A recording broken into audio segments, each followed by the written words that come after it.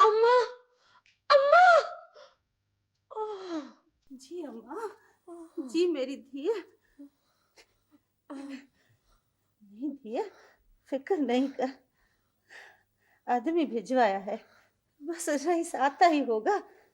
शहर तुझे ले जाएगा ना अस्पताल। फिक्र नहीं कर मेरी धिया, फिक्र।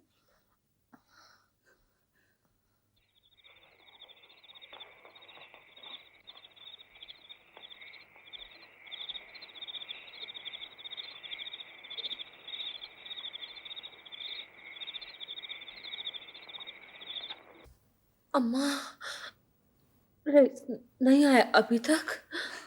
आ जाएगा मेरी धिया, आ जाएगा। तू फिक्र नहीं कर। तेरी माँ तेरे पे सदके, तू फिक्र नहीं कर।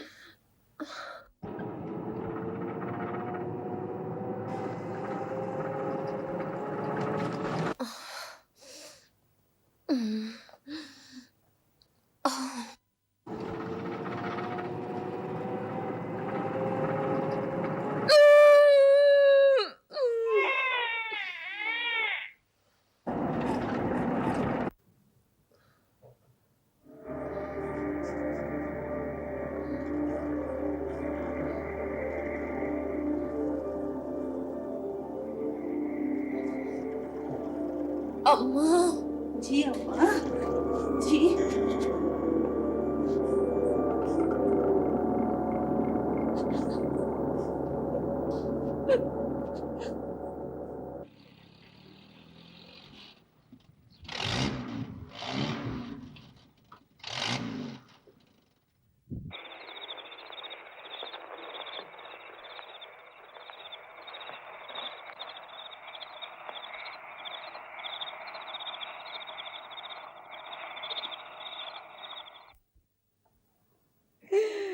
मुझे बुढ़ापे में जुदाई का देके चली गई।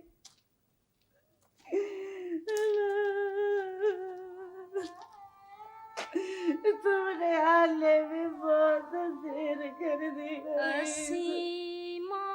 सुना तुमने, मेरी बेटी मर गई है। तुम्हारे बेटे को जन्म देके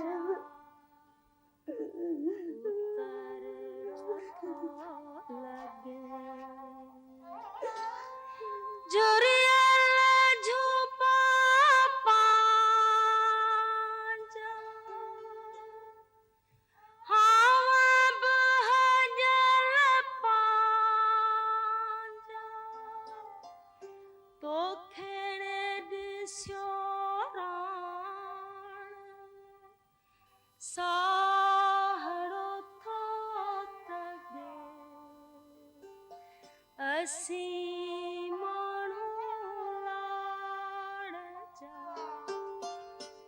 दर्या जे पछाडचा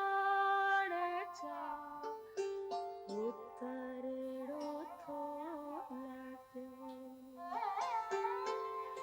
तो से मजा झे तो तुम्हारी दीदी तो से मगर इसे तो तुम कभी भी हवेली में बांधी बनाकर भी न रख सके।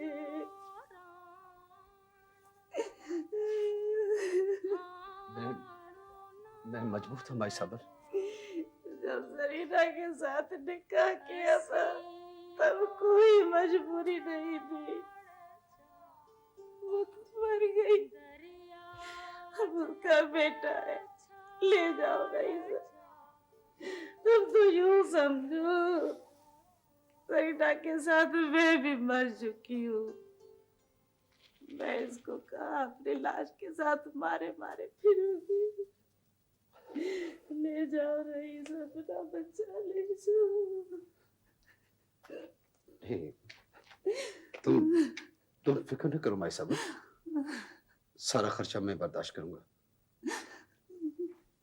ये कुछ पैसे रख लो, अगर जरूरत पड़े तो मैं और भी पहुंचा दूंगा। अच्छा, अब मैं चलता हूं।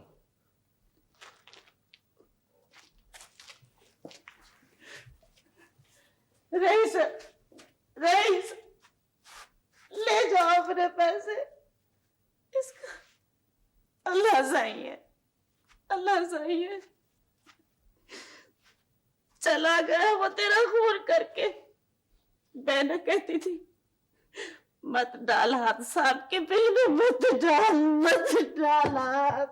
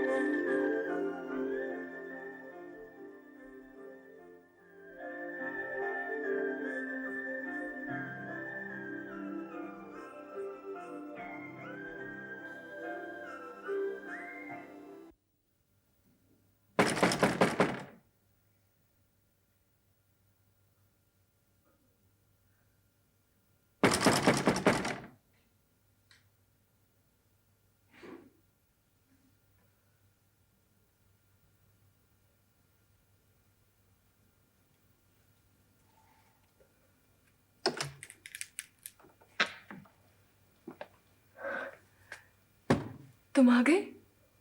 सो रही थी क्या? इंतजार करने वालों को कब नींद आती है।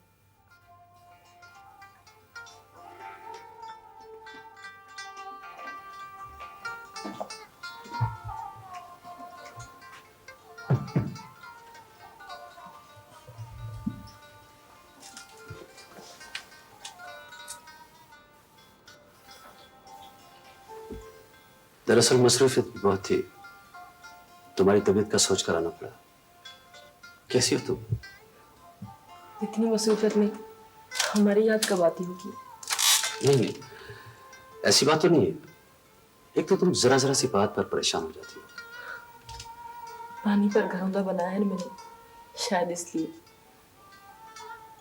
इतने दिन कहाँ थे?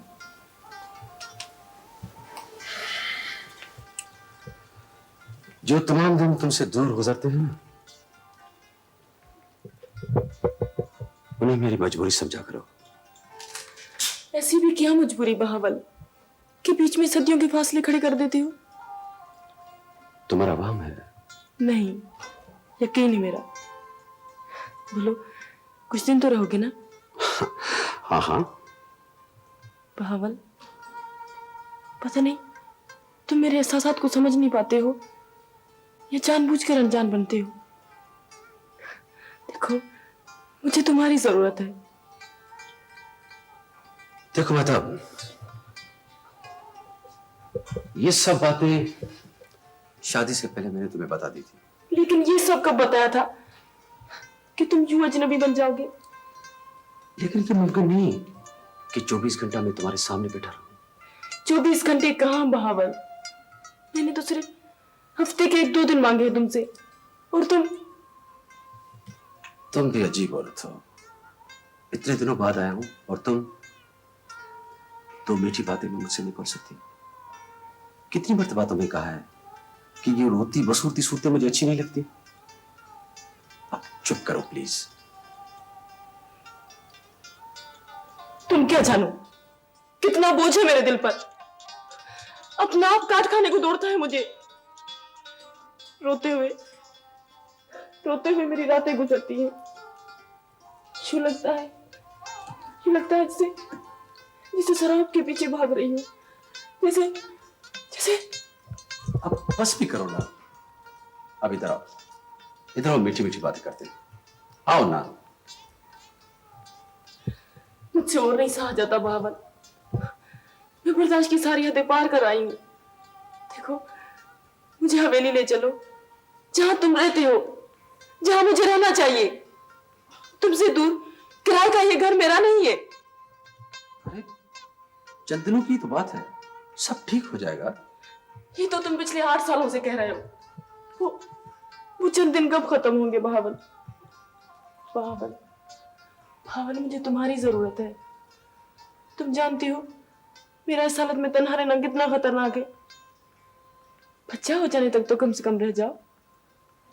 मेरा कब जी चाहता है तुमसे दूर रहने को, मगर हालात ठीक हो जाने तक तुम्हें खुद को संभालना होगा। मैं जानती हूँ ये हालात उस घने जंगल के मानद हैं जिसमें एक बार खो जाने के बाद मैं तुम्हें कभी भी नहीं पा सकूंगी। अच्छा, अब तो मुझे भूख लगी है। एक तो तुम आते ही बिगड़ने लगती हो। खाने तक नहीं पूछा मुझसे। हाँ, खाना बना लूं तुम्हारे लिए। हाँ, अगर तकलीफ ना हो तो। देखा मतारो खान, माई साबुल के काम। वो गांव गांव ढंढोरा पीट रही है कि उसकी बेटी जरीना का इस भावल खान से निकाह था और वो बच्चा भी उसका है, और वो रईस की जायदाद में से उस बच्चे को भी हिस्सा दिलाएगी। अच्छा, आने दो रईस को। एक बात कहूँ जीजी। ये रईस कहाँ गए हैं? हैदराबाद। मगर तुम क्या पूछना चाहती थी? रईस से कोई काम है क्या? सुना है जीजी, साबुल की बेटी जो लड़का होने के बाद मर गई, वो लड़का रईस का था और रईस का निकाह जरीना से हुआ था। तुम्हें यकीन है मासी? झूठ या सच खुदा जानता है, लेकिन पूरे गांव में बातें हो रही हैं। तो मैं क्या करूं मासी? मैं तो कहती हूँ जीजी, सारा कसूर तुम्हारा है। तुम नहीं समझोगी मासी आजू।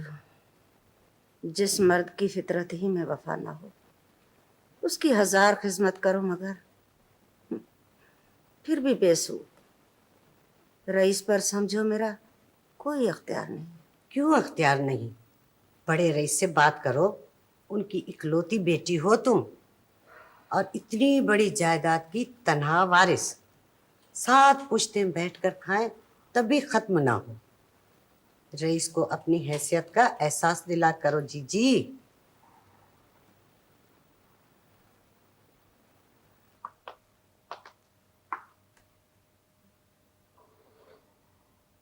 बहावल, हाँ, मैं बर्दाश्त की हदों के उस पार खड़ी हूं। किसी भी लम्हे मेरे अंदर का आतिश फशा फट पड़ा तो तुम्हें कोई एक फैसला करना ही होगा। इन 8 वर्षों में तुमने अपनी शादी को यूं छुपा रखा है जिससे कोई हमने जुर्म किया हो। मैं मुजरिम की हैसियत में जिंदा रहना नहीं चाहती। तुम क्यों नहीं अपने खानदान वालों को बताते? तुम क्या समझती हो मुझे इन तमाम बातों का एहसास नहीं?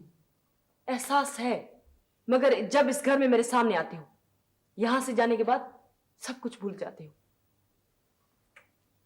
तुम समझ नहीं सकती कि तुमसे हमारी शादी की खबर जब हमारे खानदान को पड़ेगी तो कैसे कैसे तूफान खड़े हो जाएंगे। मैं इन तमाम तूफानों का सामना कर सकती हूँ। लेकिन मैं नहीं कर सकता। मैं नहीं कर सकता? जब इन तूफानों का सामना नहीं कर सकते थे तो क्यों की थी मुझसे शादी? बता, क्यों की थी मुझसे शादी? देखो, इतना जज्बाती होने की कोई जरूरत नहीं। तुम मेरी बीवी हो, अपने हाथ के अंदर रहो, वरना दूसरी सूरत में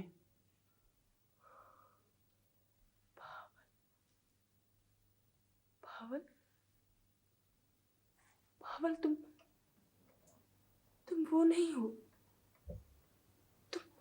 तुम तो कोई और हो, कोई और। बस बस, बहुत हो चुका।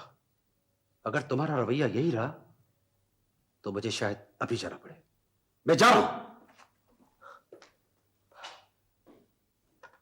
भावन, भावन, भावन, प्लीज मत जाओ। मैं कुछ भी नहीं कहूंगी। भावन, प्लीज मत जाओ। भावन,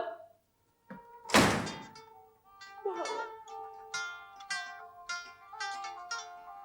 भावन, भावन, मैं जानती हूँ जब तक तुम न चाहो, मेरे चाहने के बावजूद कुछ भी नहीं हो सकता। मैं उस लम्हे का इंतजार करूंगी जब तुम चाहोगे। रईसा, माई साबुल ने न सिर्फ यहाँ पूरे गांव में बल्कि वडेरे मलूक खान के गांव में भी जाकर मशहूर कर दिया है कि जरीना के साथ आपका निकाह था और वो बच्चा भी आपका है। रईसा, माई साबुल की आंखें आपकी जायदाद पर हैं। वो तो हर जगह कहती फिर रही है कि वो जरीना का हक उसके बेटे को दिलाएगी। क्या मतलब? मतलब साफ है रईसा, माई साबुल और वो बच्चा कभी भी आपके लिए खतरनाक साबित हो सकते हैं। कमदार की बात सही है रईसा, उस औरत को यूं ढील देकर खुला छोड़ना अच्छा नहीं है।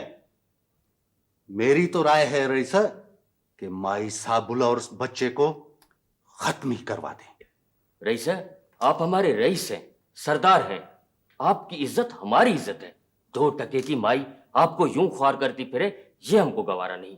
आज एक दो गांव में बात फैली है, कल पूरा इलाका सुन लेगा। दो दल की बात सच्ची है रईसा, और फिर हम जो बैठे हैं आपके हुक्म के बंदे, आप हुक्म तो करके देखें। नहीं नहीं नहीं, फिर तो साईं वो बूढ़ी दर दर ख्वार करती फिरेगी आपको। आपकी मर्जी। रईसा, लोग हमसे पूछते हैं, हमारा बस चले तो पूछने वालों की जबान खींच लें, पर साईं क्या करें। रईसा, हमें आपकी इज्जत से ज्यादा कोई चीज अजीज नहीं। आप हुक्म तो करके देखें, हम आपकी इज्जत की खातिर अपनी जान भी दे देंगे।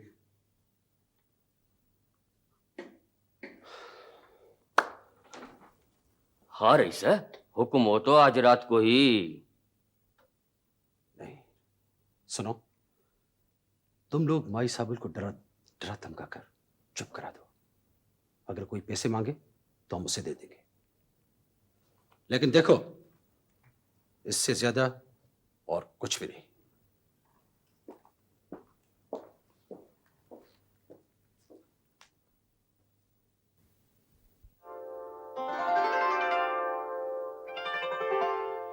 असी मानो लाड़चा दरिया जे पछाड़चा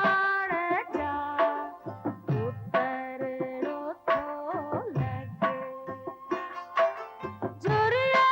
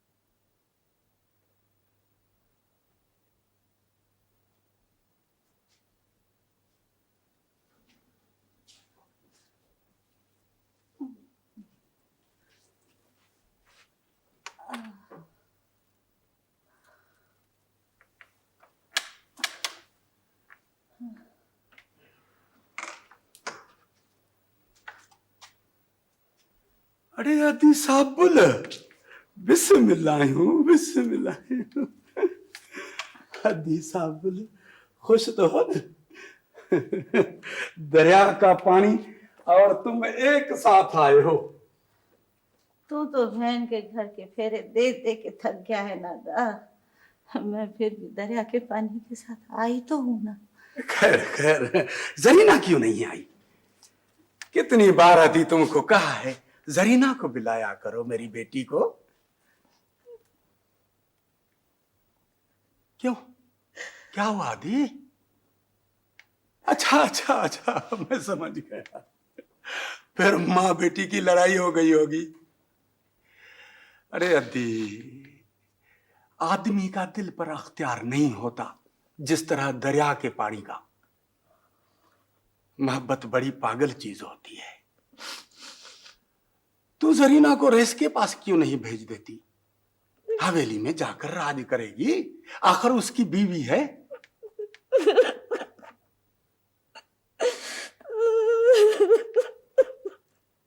क्या हुआ, क्या हुआ दी?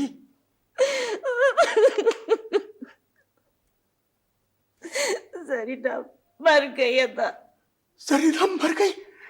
जरीना मर गई?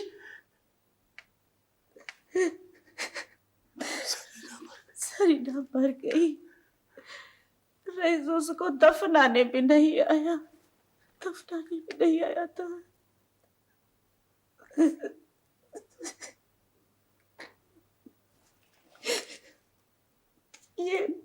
ये उसका बेटा है, जरीना का।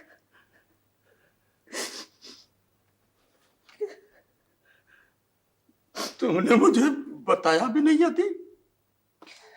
क्या बताती अदा? ऐसा लगता है मैं भी मर गई हूँ। इसकी वजह से मेरी लाश सांस ले रही है दामा जी, सांस ले रही। बहन, तेरे दुख सहने के लिए तेरा भाई जिंदा है।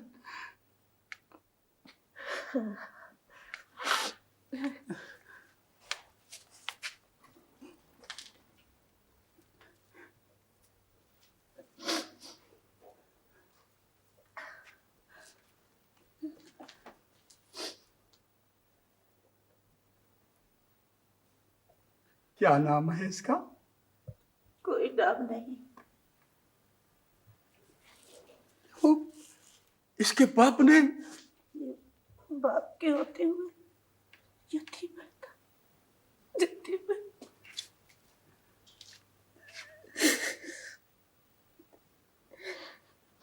अब इसका तुम्हारे सिवा कोई नहीं है। ऐसे तुम्हें देने आई हूं था। इसके वहां दुश्मन बहुत है। मैं तुझे भी जाने नहीं दूंगा थी। वहां अकेली कैसे रहेगी? मैं अपने घर में अदा माँ जी, जरीना और उसके बाप की यादों के सहारे जीऊंगी। उनकी यादों के सहारे जीऊंगी। बस तो मुझे जरीना की निशानी के लिए कोई नाम दे दे, कोई नाम दे दे।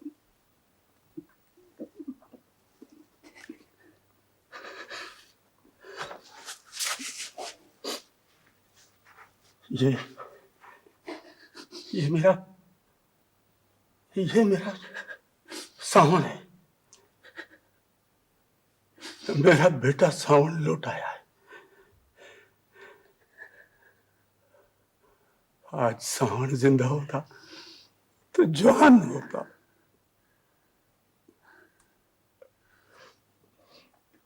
दरिया शाह ने मेरा सावन ले लिया, मगर बेटी सरीना ने मुझे मेरा सावन वापस लौटा दिया। मैं इसे संभालूंगा, मैं इसे संभालूंगा।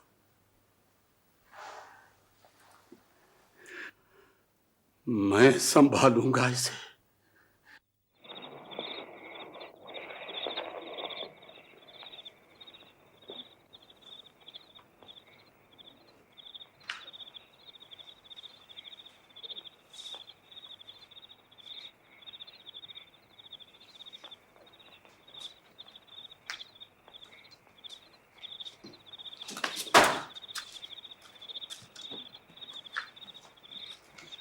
खबरदार, चोर निकालने की कोशिश की तो मैंने तुम्हें मना किया था ना। रेस के बारे में अपना मुंह बंद रखो। बच्चा कहाँ है? मुझे नहीं मालूम। झूठ बोलती है। जाओ बच्चा देखो। मैंने रईस का क्या कसूर किया? तुम लोग उस मासूम के दुश्मन क्यों बन गए हो? माई साबला मुझे पहचानती है? तो याद है तूने मुझे जरीना का रिश्ता देने से इनकार कर दिया था। मुझे तो उस बेइज्जती का हिसाब चाहिए माई साबला। बच्चा अंदर नहीं है। बच्चा कहाँ है? मुझे नहीं मालूम। बच्चा कहाँ है?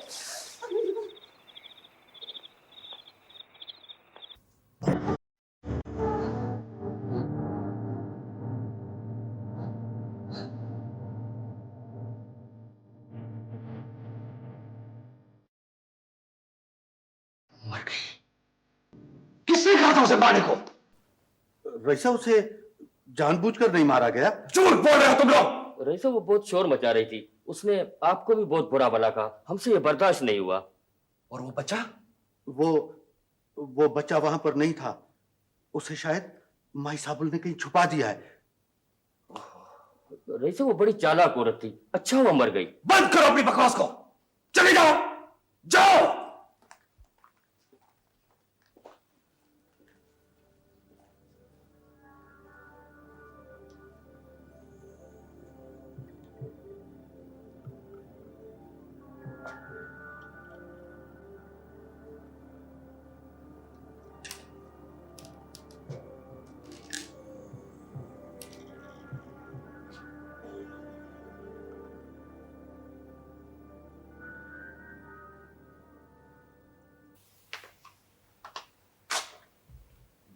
मगर ऐसा कब तक चलेगा मेहताब? पता नहीं। फिर भी कुछ तो सोचा होगा तुमने। सोचा था जिंदगी की तन्हाई आबाद हो जाएगी, लेकिन ये नहीं जानती थी कि तन्हाई मुझे निगलने को आएगी। तुम मुझसे खुलकर बात क्यों नहीं करती हो? अब क्या आया था तो खुलकर बात भी की थी। फिर क्या कहा उसने? हमीदा, मैं गांव की कोई बेजुबान औरत तो नहीं हूँ, मगर राबेल ने और उस बच्चे ने जो अभी इस दुनिया में आया ही नहीं है, मेरी जुबान को ताला सा लगा दिया है। मैं बहुत थक गई हूँ हमीदा। मेरे अंदर एहतजाज की ताकत सल्ब होकर रह गई है। फिर भी तुम्हें कोई ना कोई फैसला तो करना ही है ना मेहताब, अपने बच्चों की खातिर ही सही। तुम ही बताओ, मैं क्या करूं? तुम उसके बड़े भाई को खत लिखो। इससे ये होगा कि तुम दोनों की शादी का राज खुल जाएगा। उसके बाद तुम अपने अपने बच्चों के हकूक के लिए जंग तो कर सकती हो। लेकिन ये भी तो हो सकता है ना कि हालात और भी बिगड़ जाए। देखो मेहताब, खला में लटकते रहने से कहीं ज्यादा बेहतर है कि इंसान आसमान की लाहासिल वुसअतों को छूने की बजाय नीचे किसी कुएं में गिर जाए। कम से कम आखिरी फैसला तो होगा। इंतजार दीमक है मेहताब, ये तुम्हारे खून का कतरा कतरा चूस लेगा। मैं जानती हूँ, और शायद ऐसा ही होगा। जब तुम सब कुछ जानती हो तो फिर जुर्रतमंदी से आगे बढ़कर एक कदम क्यों नहीं उठाती? अगर उसने तुम्हें छोड़ भी दिया तो प्लीज ऐसा ना कहो। तुम उसके भाई को खत लिखो।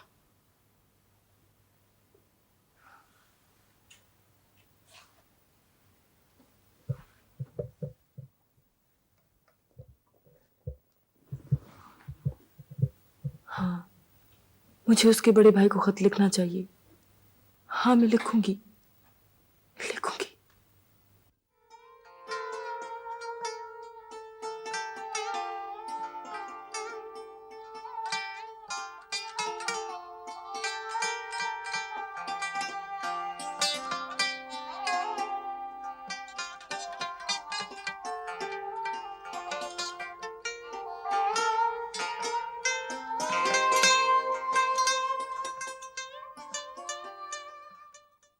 मैं पूछता हूं, ऐसी बात कहते हुए तुम्हें हिम्मत कैसे हुई? तुम्हारी दिल में अपने बड़ों का खौफ और एहतराम भी नहीं रहा।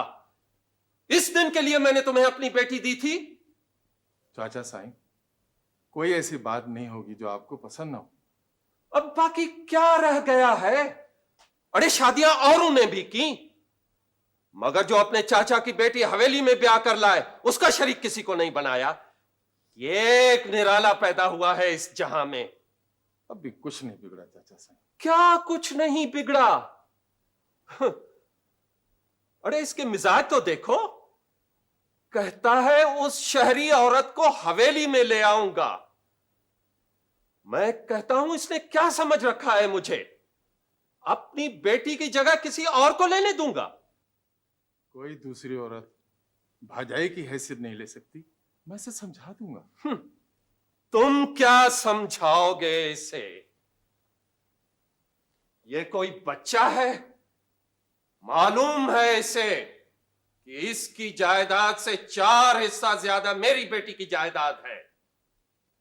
ये जो कुछ भी है मेरी वजह से है।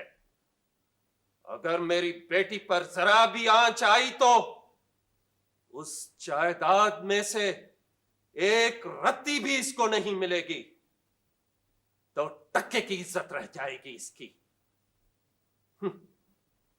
मेरा नाम सोढो खान है। मैं भी सरदार हूं। मैंने बड़े बड़ों को झुका डाला है। ये क्या चीज है मेरे सामने? मेरा भतीजा होकर मेरे मुंह लगता है। चाचा साईं, हम मुझ पर एतबार करें, सब ठीक हो जाएगा। क्या तुझ पर एतबार करूं? उधर देख, देखो उसको किस तरह बेशरम बन के खड़ा है। माफी मांग ली है इसने मुझसे। भावल, माफी मांगो चाचा से। मैं कहता हूं माफी मांगो चाचा से। चलो।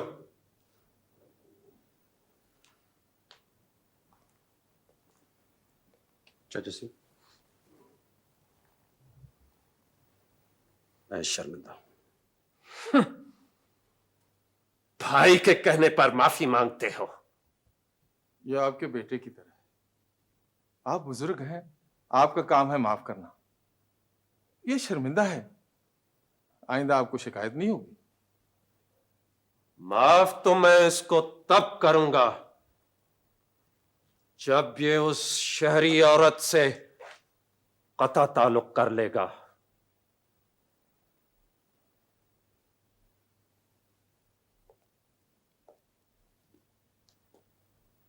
चाचा साईं, ऐसा ही होगा जैसा आप चाहते हैं। देखो, मेरी एक ही बेटी है। मैं ये बर्दाश्त नहीं कर सकता कि कोई उसका शरीक बने।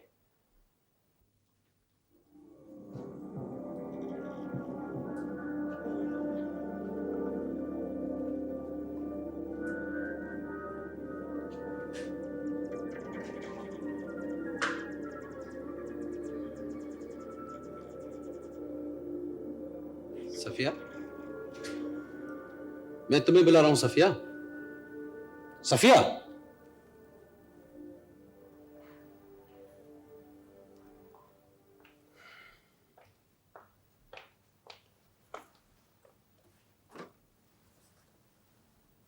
कहो।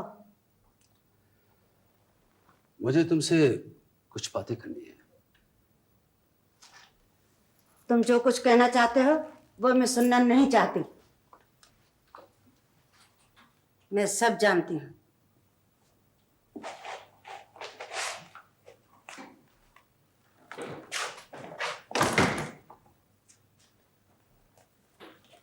क्या चाहती हो तुम? यही कि जरीना जिस बच्चे को जन्म देकर मरी है वो तुम्हारा है और उसके साथ तुम्हारा निकाह था। और ये कि पिछले 8 सालों से शहर वाली औरत से अपना निकाह छुपाए हुए हो। मैं सब जानती हूं। ये सब कुछ तुम्हें किसने बताया? तुम क्या समझते हो कि मैं हवेली की दीवारों में कैद पड़ी हूं तो कुछ भी नहीं जानती? देखो सफिया, तुम अच्छी तरह से जानती हो कि हमारे खानदान के हर फर्द ने कई शादियां की है। उसमें कोई ऐब नहीं। और फिर माताब तो बहुत अच्छी औरत है। और मैं अच्छी नहीं हूं। नहीं नहीं, मेरा मतलब है कि तुम्हारा मतलब कुछ भी हो, लेकिन मैं किसी और को सह नहीं पाऊंगी, और न तुम्हारी बाकी औलाद मेरे बेटे के हक में हिस्सेदार बनेगी। अच्छा पहले बैठो। मुझे जाने दो। मैं कहता हूं बैठो। तुम्हें फैसला करना है मुझसे, आज और यहां इसी वक्त। मैं फैसला कर चुकी हूं, वरना दूसरी सूरत में चली जाऊंगी बाबा साईं के साथ। तुम जानती हो क्या कह रही हो? तुम जानती हो इस हवेली में एक बार कदम रखने के बाद आज तक किसी ने इस दहलीज को पार नहीं किया। क्या समझती हो अपने आप को?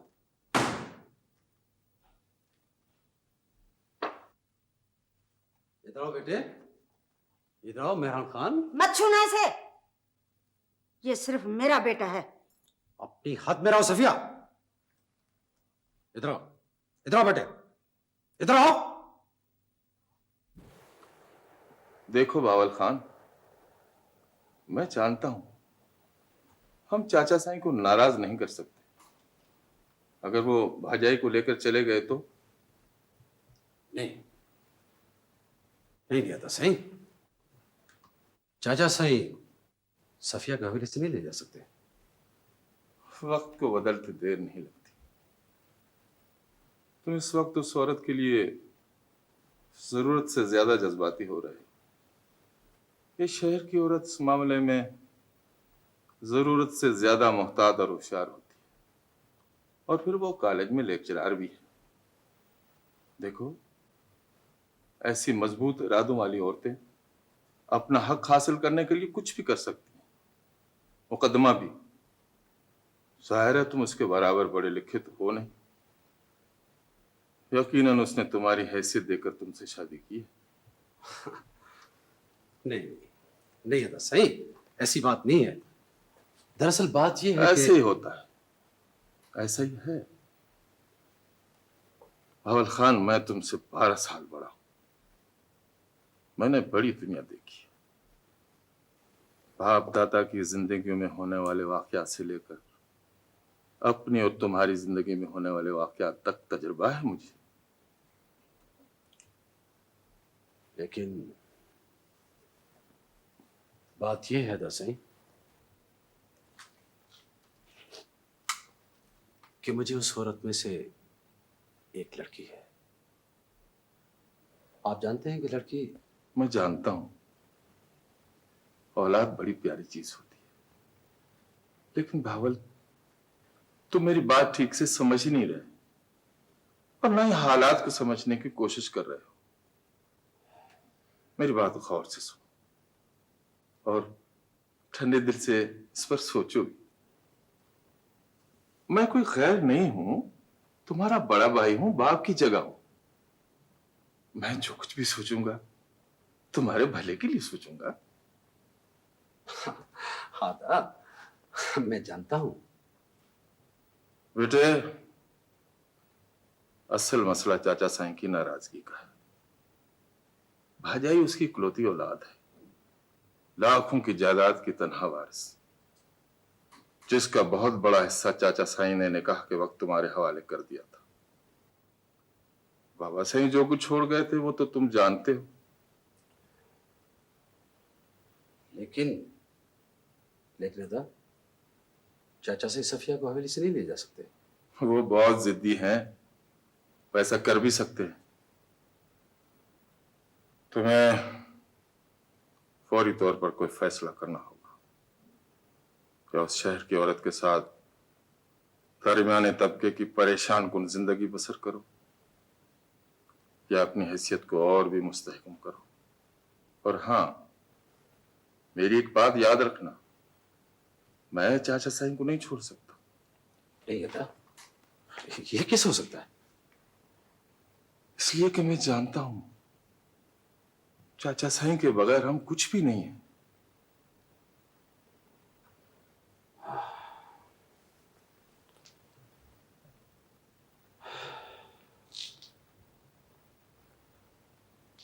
मेरी समझ में कुछ नहीं आता। मैं क्या करूं? एक तरफ आग है दूसरी तरफ पानी। अगर आग से जिंदा बचकर निकल सकते हो तो आग में कूद जाओ, और अगर तैरना जानते हो तो पानी में कूद जाओ। फैसला करने की कुवत रखते हो।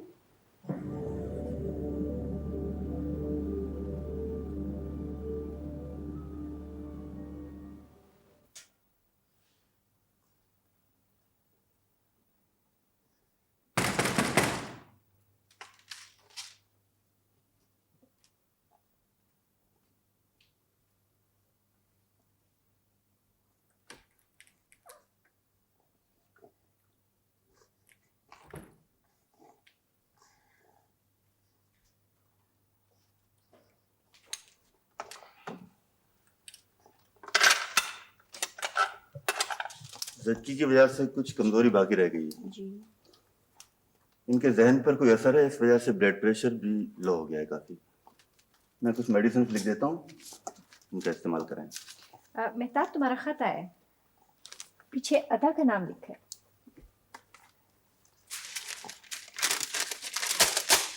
ये मेडिसिन जरा मंगवा लें जी। इंशाल्लाह 1-2 रोज में ठीक हो जाएगा।